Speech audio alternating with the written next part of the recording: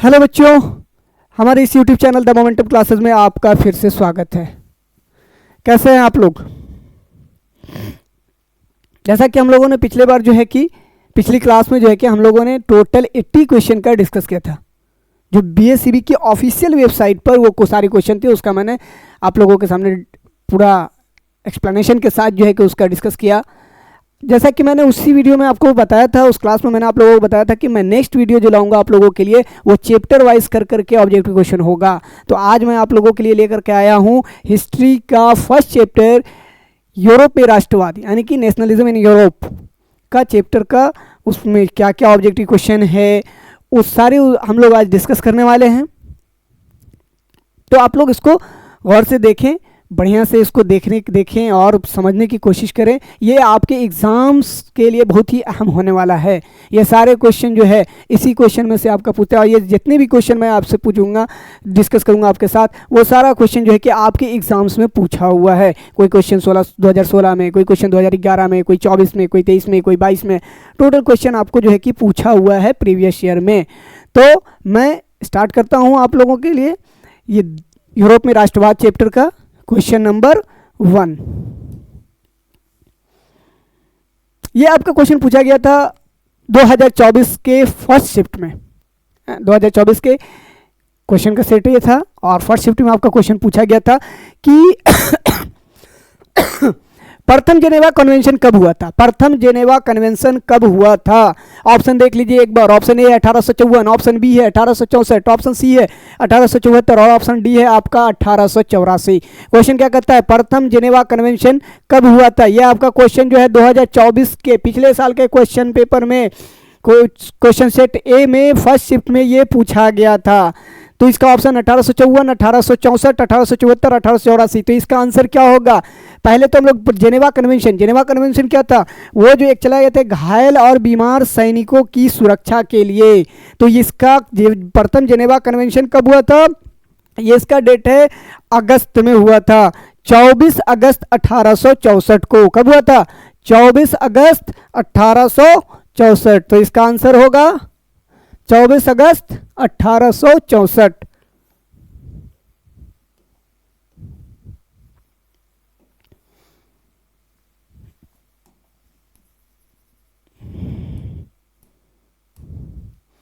इसका आंसर होगा आपका 24 अगस्त 1864।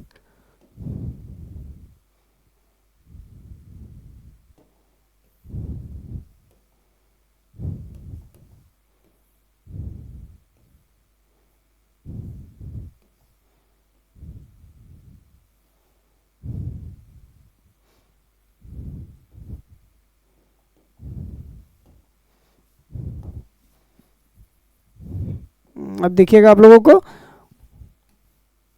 24 अगस्त 1864 को।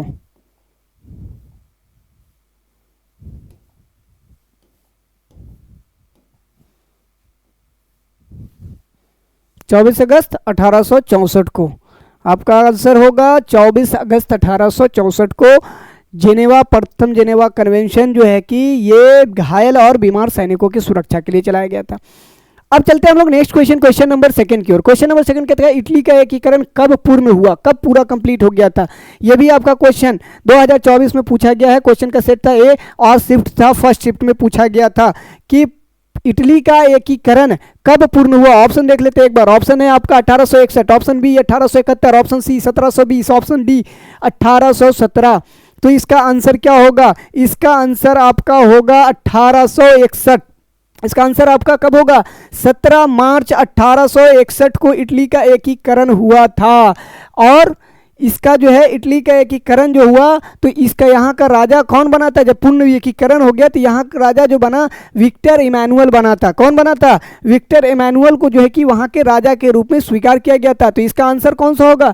इसका आंसर सही होगा option number A 1861। Option number A 1861। Italy का एकीकरण कब पूर्ण हुआ? 1861 में हुआ। अब बढ़ते हैं हम लोग क्वेश्चन नंबर 3 की ओर। क्वेश्चन नंबर 3 क्या कहता है? लुई फिलिप किस देश का शासक था? लुई फिलिप किस देश का शासक था? यह क्वेश्चन आपको जो है कि पूछा गया है कब? 2024 में से क्वेश्चन सेट ये था और ये भी फर्स्ट शिफ्ट का ही क्वेश्चन था। तो ये क्वेश्चन आपका कब पूछा गया था? ये क्वेश्चन 2024 में ही पूछा गया था, पिछले साल ही पूछा गया था, सेट ए था। और कोई ये फर्स्ट शिफ्ट में पूछा गया था। क्वेश्चन है कि लुई फिलिप किस देश का शासक था? तो जर्मनी, ऑप्शन नंबर ए है जर्मनी, ऑप्शन बी है फ्रांस, ऑप्शन सी है ऑस्ट्रेलिया और ऑप्शन डी है इटली। तो इसका आंसर जो होगा, इसका आंसर आपका सही होगा 3 का B, Louis Philippe. Louis Philippe कहाँ का राजा था? लुई फिलिप सॉरी किस देश का शासक था? तो ये था आपका फ्रांस का शासक था, फ्रांस देश का ये शासक था। ये क्वेश्चन आपका पिछले साल क्वेश्चन पूछा जाए, इसलिए मैंने आप लोगों को पिछले वीडियो में कहा था कि मैं आप लोगों के लिए जो नेक्स्ट क्लास में लेकर के वीडियो आ रहा हूँ, ये आपके एग्जाम्स के लिए बहुत ही अहम होने वाले हैं। जितने भी क्वेश्चन मैं कराऊंगा आपको, ये टोटल क्वेश्चन आपको प्रीवियस ईयर में मिलेगा। कोई 2016 का है, कोई 2018 का है, कोई 2020 का है, कोई 2022 का है, कोई 23 का है। तो टोटल क्वेश्चन एग्जाम्स में पूछा हुआ है। ये सिर्फ आपका फर्स्ट चैप्टर से, यूरोप में राष्ट्रवाद के चैप्टर से है, हिस्ट्री के फर्स्ट चैप्टर से है। तो इसका सही आंसर, लुई फिलिप किस देश का शासक था? ये था फ्रांस का शासक था, और वो वहाँ 1830 से लेकर के 1848 तक वहाँ का राजा रहा। 1830 से लेकर के 1848 तक का वहाँ राजा रहा। अब चलते हैं हम लोग next question, question number 4। Question number 4 क्या कहता है? क्वेश्चन नंबर 4 कहता है कि यूरोपियन सभ्यता का पालना किसे कहा जाता है? यूरोपियन सभ्यता का पालना किसे कहा जाता है? ऑप्शन देख लेते हैं। ऑप्शन ए है यूनान, ऑप्शन बी है पुर्तगाल, ऑप्शन सी है इंग्लैंड, ऑप्शन डी है पोलैंड।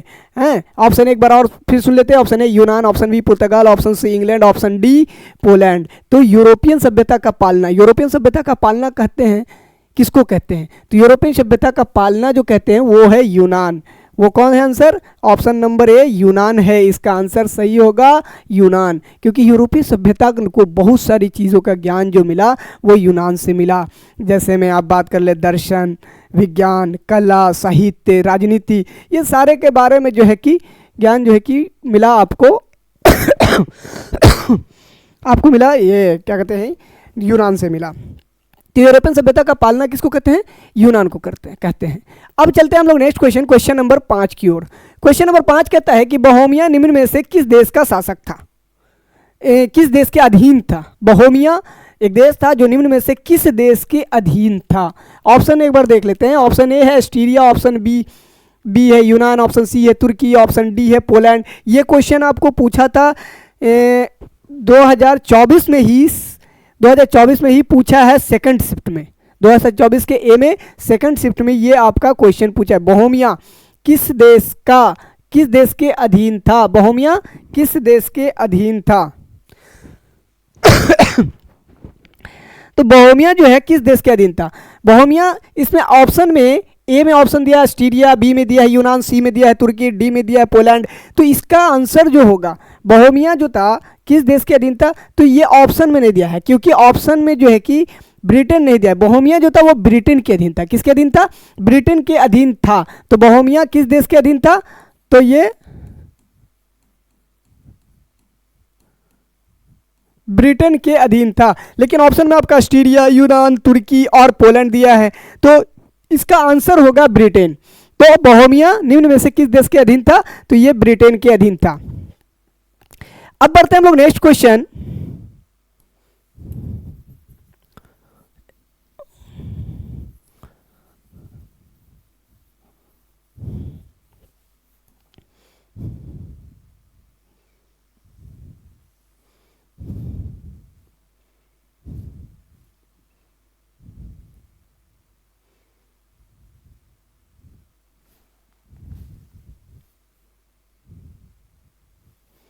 चले अब हम लोग डिस्कस करते हैं क्वेश्चन नंबर 6। क्वेश्चन नंबर 6 क्या कहता है कि निम्न में से कौन मित्र राष्ट्रों के गुट में शामिल नहीं था? निम्न में से कौन मित्र राष्ट्रों के गुट में शामिल नहीं था? 2024 में यह भी क्वेश्चन पूछा गया है, आपका सेकंड शिफ्ट में पूछा गया है। 2024 के ए में ये सेकंड शिफ्ट में आपका क्वेश्चन ये पूछा गया है। तो कहता है कि निम्न में से कौन मित्र राष्ट्रों के गुट में शामिल नहीं था? ऑप्शन देख लेते हैं। ऑप्शन ए है ब्रिटेन, ऑप्शन बी है आपका जाकर के जर्मनी है, ऑप्शन सी है फ्रांस, ऑप्शन डी है रूस। तो सबसे पहले हम लोग याद करते हैं 9th क्लास में ये चैप्टर है विश्व युद्ध के बारे में, प्रथम विश्व युद्ध और द्वितीय विश्व युद्ध। बेहतर पूरा डिफाइन कर करके 9th क्लास में प्रथम विश्व युद्ध और द्वितीय विश्व युद्ध का एक चैप्टर ही है, उसी में आप पढ़े होंगे। या फिर आप 10th क्लास के फर्स्ट चैप्टर में भी जो है कि यूरोप में राष्ट्रवाद में भी विश्व युद्ध का थोड़ा सा जिक्र हुआ है। हैं। तो उसके उसमें भी हम लोग फिर जान सकते हैं कि मित्र राष्ट्र और धुरी राष्ट्र कौन था। तो मित्र राष्ट्र के रूप में ब्रिटेन था, फ्रांस था, रूस था, लेकिन जर्मनी जो था वो धुरी राष्ट्र में शामिल था। किसमें था? वो धुरी राष्ट्र में शामिल था। तो इसका आंसर क्या होगा? जर्मनी होगा। इसका सही आंसर क्या होगा? इसका सही आंसर जो होगा वो होगा जर्मनी। इसका सही आंसर क्या होगा? सही होगा आंसर जर्मनी। क्वेश्चन कहता है कि इनमें से कौन देश जो था वो मित्र राष्ट्र में शामिल था। मित्र राष्ट्र में कौन शामिल था? मित्र राष्ट्र में आपका शामिल जर्मनी था। अब next question, question number 7। Question number 7 कहता है कि 1871 में विलियम प्रथम कहाँ का सम्राट बना? 1871 में विलियम प्रथम कहाँ का सम्राट बना? 1871 में विलियम प्रथम कहाँ का सम्राट बना था? ऑप्शन ए है इटली, ऑप्शन बी है इंग्लैंड, ऑप्शन सी है जर्मनी, ऑप्शन डी है पोलैंड। ऑप्शन ए क्या दिया है? Option A Italy, option B England, option C Germany, option D Poland है। तो इसका आंसर क्या होगा? इसका पहले देखते हैं कि ये भी क्वेश्चन जो है 2024 में ही पूछा गया है। ये भी क्वेश्चन 2024 में सेकेंड शिफ्ट में ये क्वेश्चन जो है कि पूछा गया है।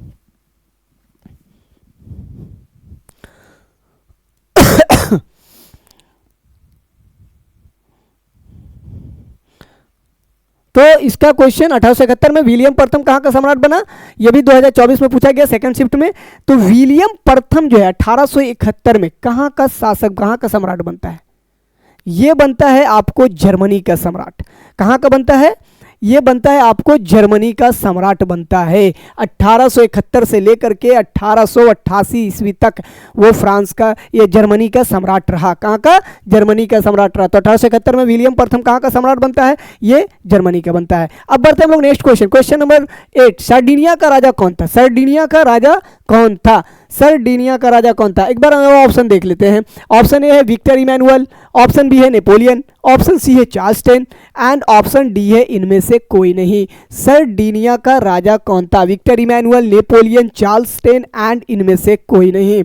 तो इसका आंसर क्या होगा? इसका आंसर होगा विक्टर इमैनुअल। सर्डिया का राजा कौन था? सर्डिया का राजा कौन था? विक्टर इमैनुअल था, जो कब से कब तक रहा? ये यहां पर 1849 से 1861 तक रहा। 1849 से लेकर के 1861 तक रहा और 1861 के बाद ये इटली का महाराजा बना, इटली का राजा बना।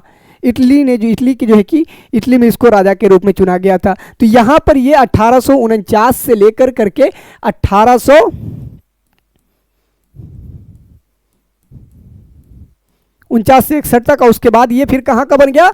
1861 से ये इटली, 1861 में ये इटली का बना, ये इटली का साम्राज्य बन गया। तो ये भी क्वेश्चन आपका पूछा हुआ था 2024 में ही सेकंड शिफ्ट में। अब बढ़ते हैं हम लोग नेक्स्ट क्वेश्चन, क्वेश्चन नंबर 9 कहता है इटली के एकीकरण का प्रमुख नायक। क्वेश्चन एक बार देख ले आप लोग भी, इटली के एकीकरण का प्रमुख नायक कौन था, यानी प्रमुख हीरो।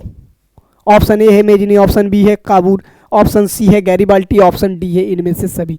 इटली के एकीकरण, इटली के एकीकरण का प्रमुख नायक कौन था? मेजनी, काबूल, गैरिबाल्डी, इनमें से कोई भी नहीं है ऑप्शन में, इनमें से सभी है। लास्ट ऑप्शन क्या है? इनमें से सभी आपका है। तो अब ये बताइए कि इसका आंसर क्या होगा। इटली के एकीकरण ये कब होता है? इटली का एकीकरण जो है 17 मार्च 1861 को होता है। 17 मार्च, फर्स्ट क्वेश्चन मेरा हम लोग का यही था, इटली को पूर्ण रूप से एकीकरण कब प्राप्त हुआ? तो 17 मार्च 1861 को इसको जो है कि पूर्ण रूप से इसका एकीकरण होता है। लेकिन इसमें क्वेश्चन क्या कहता है कि इटली के एकीकरण का प्रमुख नायक, इटली के एकीकरण का प्रमुख नायक कौन था? तो ऑप्शन इसका होगा ऑप्शन नंबर डी, इनमें से सभी। इटली का एकीकरण को जो है इन सबों ने जो है कि मेजनी, काउंट काबूर, गैरिबाल्डी, इनमें से सभी, ये तीनों जो है कि तीनों नायक थे। इटली के एकीकरण में इन तीनों का ही अहम योगदान था। अब बढ़ते हैं हम लोग नेक्स्ट क्वेश्चन, क्वेश्चन नंबर 10 की ओर। आप लोग नोट करते चलेंगे, अगर आप लोगों को लगता है कहीं कहीं नोट करने की जरूरत हो तो नोट कर लेंगे। अब हम लोग बढ़ते हैं नेक्स्ट क्वेश्चन, क्वेश्चन नंबर 10 की ओर।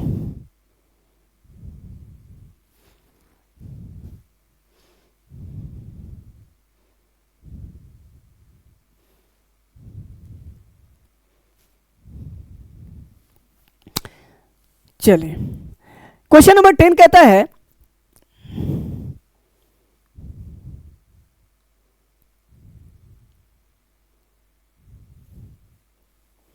क्वेश्चन नंबर 10 कहता है कि लुई 16वां को फांसी कब दी गई?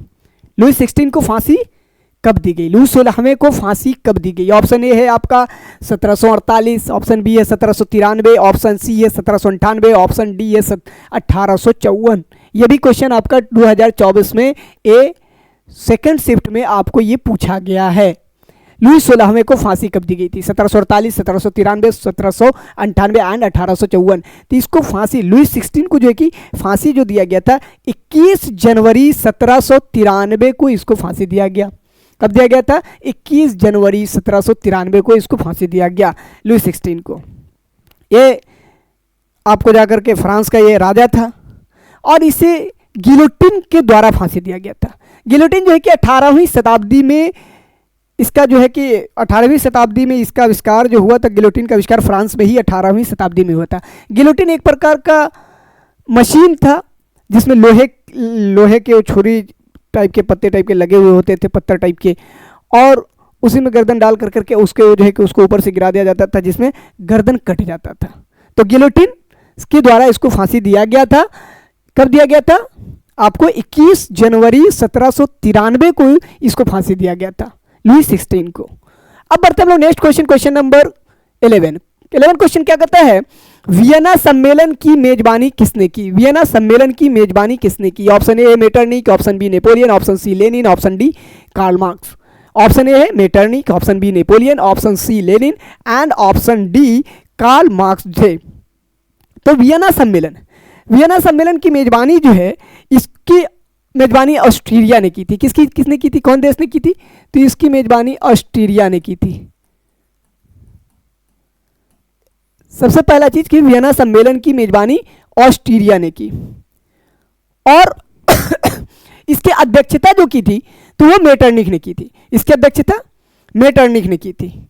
तो इसका आंसर होगा, इसका वियना सम्मेलन की मेजबानी ऑस्ट्रेलिया में हुआ था और इसको जो है कि मेजबानी जो की थी इसकी, तो ये किया था आपका मेटरनिक ने किया था।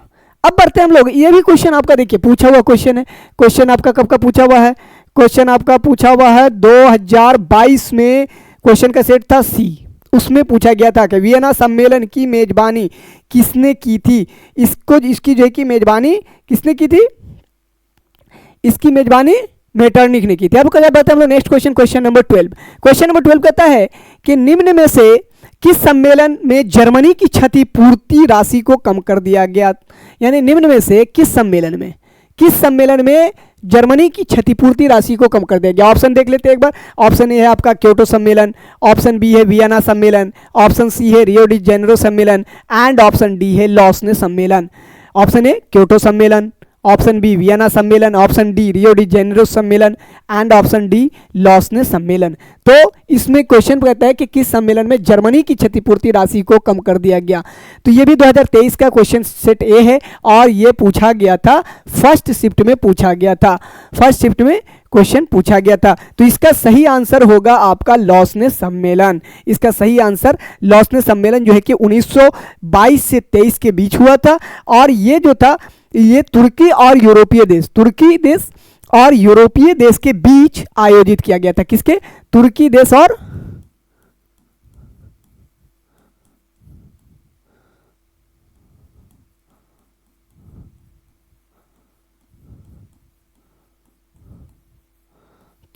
यूरोपीय देश के बीच आयोजित किया गया था। 1922 से 23 में इसका सम्मेलन होता है लॉसने सम्मेलन।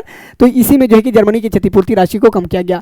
अब बढ़ते हैं हम लोग next question, question number 13। Question number 13 कहता है कि अमेरिका में न्यू डील किसने लागू की? अमेरिका में न्यू डील किसने लागू की? ऑप्शन ए है अब्राहम लिंकन, उसके बाद ऑप्शन बी है आपका Franklin D Roosevelt and option C आपका है बराक ओबामा और ऑप्शन डी है निक्सन। न्यू डील, सबसे पहले बात करते हैं हम लोग कि न्यू डील क्या होता है ना? न्यू डील क्या था?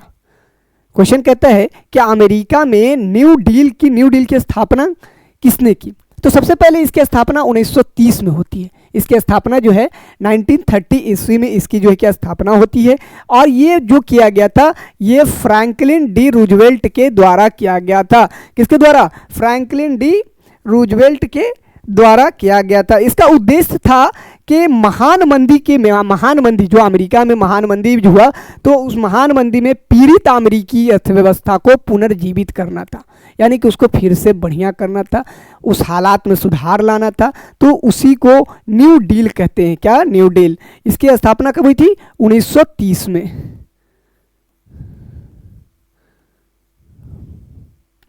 1930 में। इसका उद्देश्य क्या था? जो मंदी के कारण पीड़ित अमेरिकी अर्थव्यवस्था को पुनर्जीवित करना। अब बढ़ते हैं हम लोग नेक्स्ट क्वेश्चन नंबर 14 की ओर।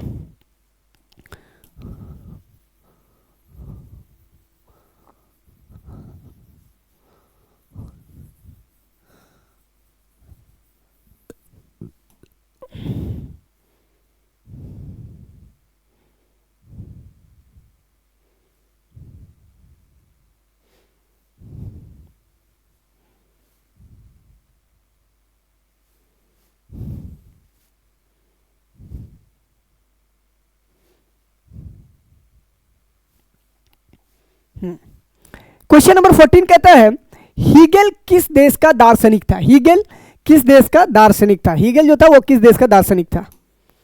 क्वेश्चन नंबर 14 कहता है, हीगेल किस देश का दार्शनिक था? ऑप्शन ए है फ्रांस, ऑप्शन बी है इटली, ऑप्शन सी है जर्मनी, ऑप्शन डी है ऑस्ट्रेलिया। ऑप्शन ए है France, option B Italy, option C Germany and option D Australia. Hegel किस देश का दार्शनिक था? दार्शनिक कहते हैं किसको? सबसे पहला चीज है कि दार्शनिक कहते हैं किसको? जो जीवन, सत्य और ज्ञान के गहराई के बारे में जानने वाला या विचार करने वाले को दार्शनिक कहते हैं, है ना। जीवन, सत्य और ज्ञान को गहराई से जानने या उसके बारे में विचार करने वाले को दार्शनिक कहते हैं, है ना। तो ये कौन थे? ये कहाँ के थे? हीगेल जो था ये किस देश का दार्शनिक था? ये आपका जाकर करके इसका सही आंसर होगा आपका जर्मनी। इसका सही आंसर जर्मनी होगा। हीगेल किस देश का था? तो ये जर्मनी का दार्शनिक था। अब पढ़ते हैं हम लोग नेक्स्ट क्वेश्चन नंबर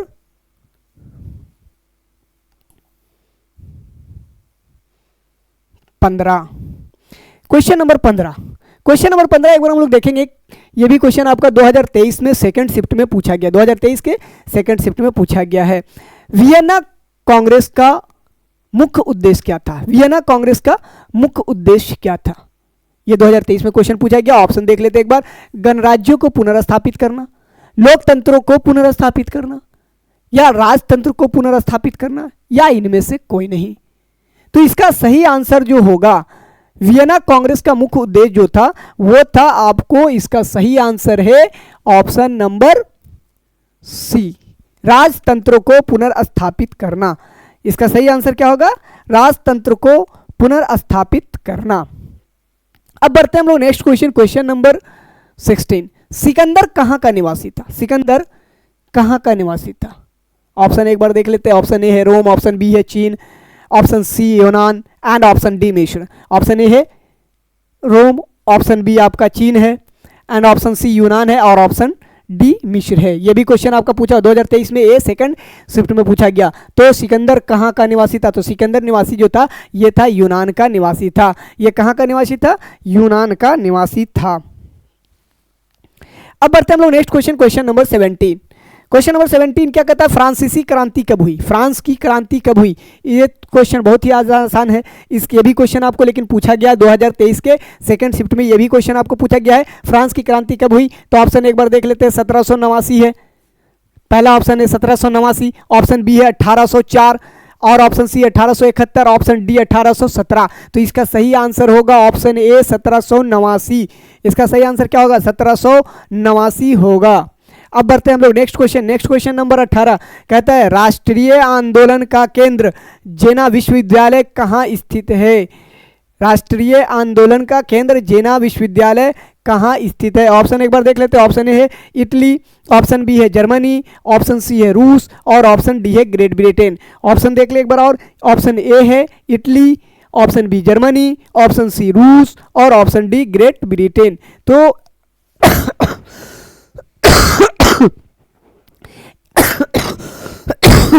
ये भी क्वेश्चन आपको 2023 के एक सेकंड शिफ्ट में ये क्वेश्चन आपको पूछा गया है कि राष्ट्रीय आंदोलन केंद्र जेना विश्वविद्यालय कहाँ स्थित है।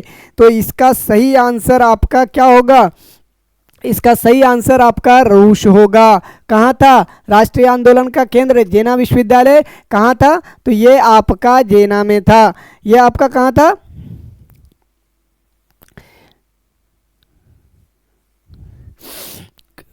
ये आपका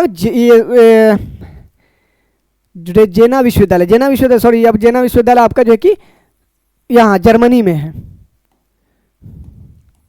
ये आपका आंसर होगा। राष्ट्रीय आंदोलन का केंद्र जेना विश्वविद्यालय कहाँ स्थित है, तो ये आपका जेना में स्थित है, जर्मनी में स्थित है। जेना विश्वविद्यालय कहाँ स्थित है, जर्मनी में है। अब बढ़ते हम लोग नेक्स्ट क्वेश्चन, क्वेश्चन नंबर 19।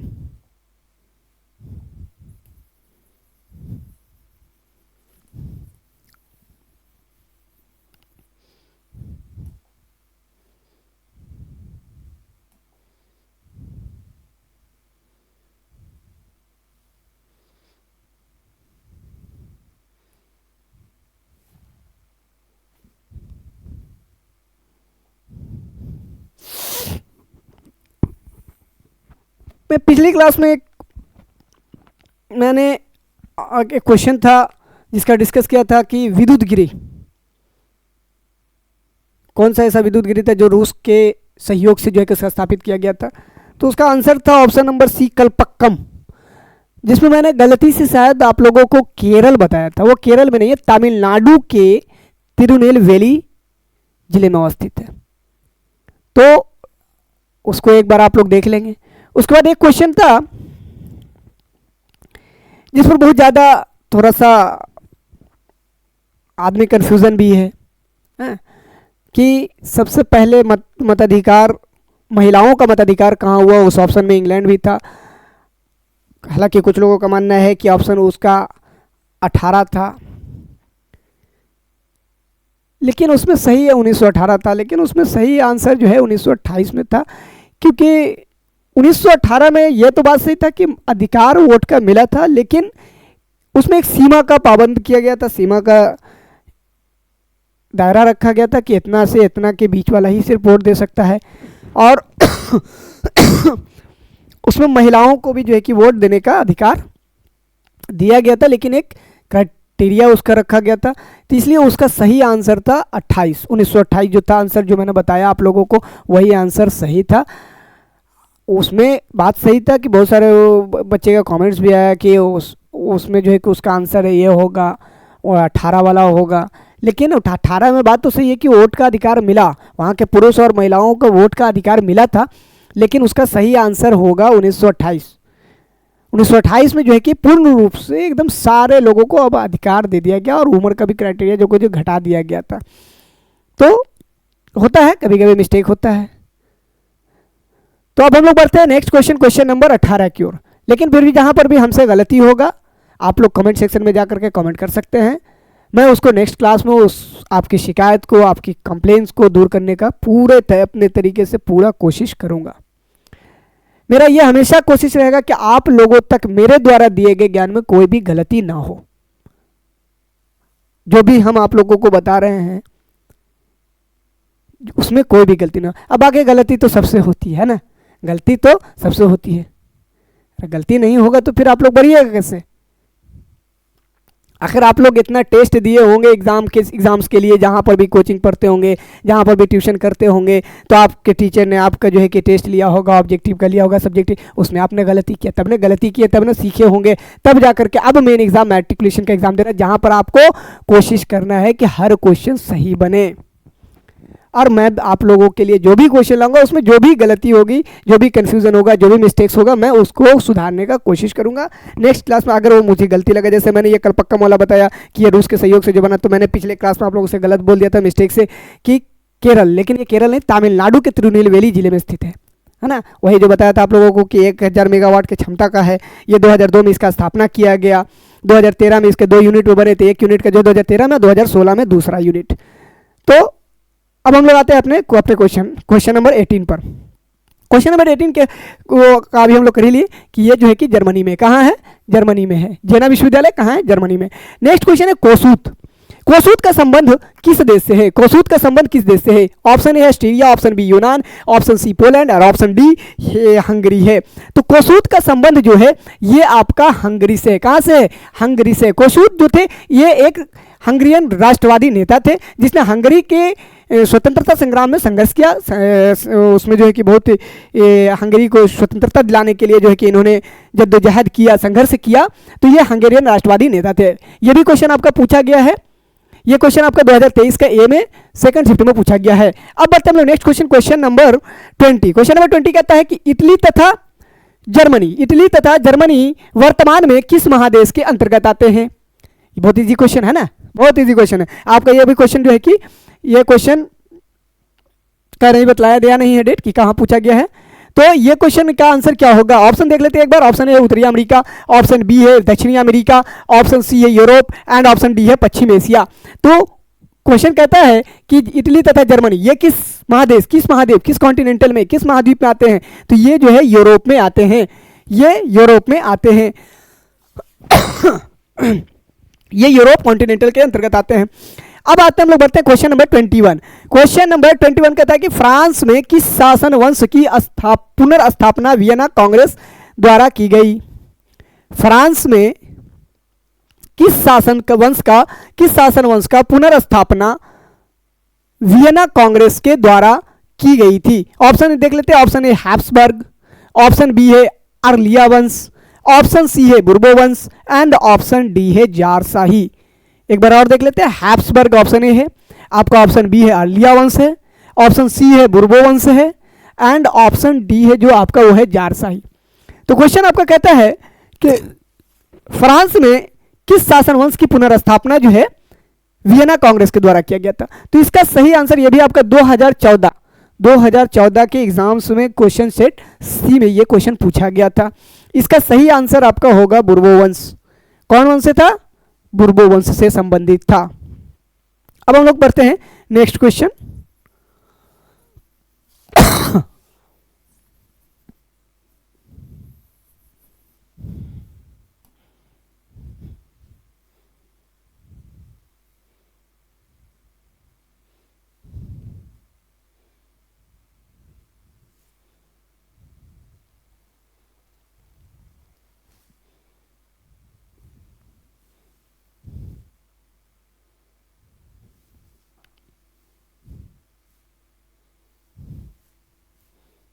चलिए नेक्स्ट क्वेश्चन है।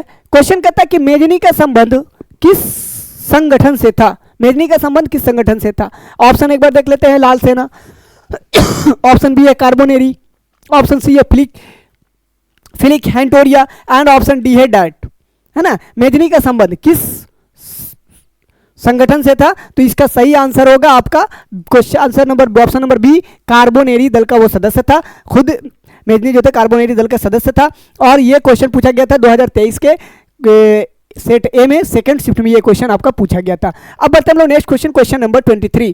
क्वेश्चन नंबर 23 क्या कहता है? इटली एवं जर्मनी के एकीकरण के विरुद्ध निम्न में से कौन था? निम्न में कौन था? इटली एवं जर्मनी के एकीकरण के विरुद्ध यानी खिलाफ कौन था? इसका ऑप्शन देख लेते हैं एक बार। इसका ऑप्शन है इंग्लैंड, ऑप्शन बी है रूस, option C Australia, option D है पर्शिया। इंग्लैंड ऑप्शन ए है आपका, ऑप्शन बी रूस है, ऑप्शन सी ऑस्ट्रेलिया है और ऑप्शन डी पर्सा है। तो इसका सही आंसर होगा आपका ऑस्ट्रेलिया। इसका सही आंसर ऑस्ट्रेलिया होगा। इटली और जर्मनी के एकीकरण के खिलाफ अगर कोई था तो वो ऑस्ट्रेलिया था, क्योंकि ऑस्ट्रेलिया जो था, ऑस्ट्रेलिया इस पर जो है कि जर्मन पर अपना प्रभाव, ये जर्मनी और इटली पर अपना प्रभाव बनाए रखना चाहता था। इसीलिए ये जो था कि इटली और जर्मनी के एकीकरण के ये खिलाफ था। तो इसका सही आंसर होगा ऑप्शन नंबर सी, ऑस्ट्रेलिया। अब बढ़ते हैं next question, question number 24। Question number 24 कहता है काउंट काबूर को विक्टर इमैनुअल ने किस पद पर नियुक्त किया? ऑप्शन ए आप देख लेते हैं एक बार, सेनापति, ऑप्शन बी फ्रांस में राजदूत एंड ऑप्शन सी प्रधानमंत्री और ऑप्शन डी गृह मंत्री। तो इसका काउंट काबूर को विक्टर इमैनुअल ने किस पद पर नियुक्त किया? ऑप्शन क्या था? सेनापति, ऑप्शन बी फ्रांस में राजदूत, और ऑप्शन सी था प्रधानमंत्री, और ऑप्शन डी गृह मंत्री। तो इसका सही आंसर होगा, ये भी आपका क्वेश्चन देख लेते हैं पहले। ये क्वेश्चन बहुत ही इंपॉर्टेंट है। ये क्वेश्चन देखिए आपका 2020 में पूछा गया फर्स्ट शिफ्ट में से, 2022 में भी सेकंड शिफ्ट में पूछा गया। ये क्वेश्चन अभी तक 2020-22 में पूछा गया, उससे पहले भी पूछा गया होगा। ठीक है, तो विक्टर इमैनुअल और को काउंट काबूल ने किस पद पर नियुक्त किया था? तो ये प्रधानमंत्री के पद पर नियुक्त किया था। किसके? प्रधानमंत्री के पद पर नियुक्त किया गया था। किस पद पर? प्रधानमंत्री के पद पर नियुक्त किया गया था। अब बढ़ते हम लोग next question, question number 25। Question number 25 कहता है, ये बहुत ही फेमस क्वेश्चन है, ये बहुत ही फेमस क्वेश्चन, मतलब अधिकतर बार जो है कि इस क्वेश्चन को पूछा जाता है। और गैरीबाल्डी, ये क्वेश्चन नंबर 25 देख लीजिए। गैरीबाल्डी का पेशे से क्या था? ये क्वेश्चन बहुत पूछता है। गैरीबाल्डी का ऑब्जेक्टिव में ज्यादा क्वेश्चन यही आता है कि गैरीबाल्डी पेशे से क्या था। ज्यादा क्वेश्चन जो मोस्ट आता है गैरीबाल्डी के अकॉर्डिंग, तो ज्यादातर उसका जो है कि यही पूछता है कि गैरीबाल्डी पेशे से क्या था। तो गैरीबाल्डी पेशे से क्या था? ऑप्शन ए सिपाही, ऑप्शन बी किसान, ऑप्शन सी जमींदार, ऑप्शन डी नाविक। गैरीबाल्डी पेशे से बहुत जगह पर लोग किसान भी बोलते थे, लेकिन नहीं, गैरीबाल्डी पेशे से जो था वो है नाविक। गैरीबाल्डी पेशे से क्या था? वो था नाविक था। तो आपका आंसर सही होगा नाविक। आपका आंसर कौन सा सही होगा? ऑप्शन डी नाविक। ये क्वेश्चन देख लेते हैं एक बार हम लोग, किस पूछा गया? 2012 में पूछा गया, 2014 में पूछा गया, 2019 में पूछा गया। ये क्वेश्चन 3 बार 2012, 14 और 19 में पूछा गया है। तो ये आपका क्वेश्चन नंबर 25 था, जिसका आंसर था नाविक। तो हम लोग फिर नेक्स्ट क्लास में इसी का नेक्स्ट क्वेश्चन टोटल 51 क्वेश्चन है फर्स्ट चैप्टर से बच्चों। तो हम लोग इसी क्लास में जो है कि नेक्स्ट इसी के नेक्स्ट क्लास में हम लोग जो है कि इसके आगे से क्वेश्चन नंबर 26 से डिस्कस करेंगे। आप लोग देखिए और इसको बढ़िया से जो है कि नोट्स करने का कोशिश कीजिए, याद करने का कोशिश कीजिए। ये सभी ऑब्जेक्टिव जो है कि आपके एग्जाम्स के लिए बहुत ही अहम होने वाले हैं। तो ठीक है, थैंक यू।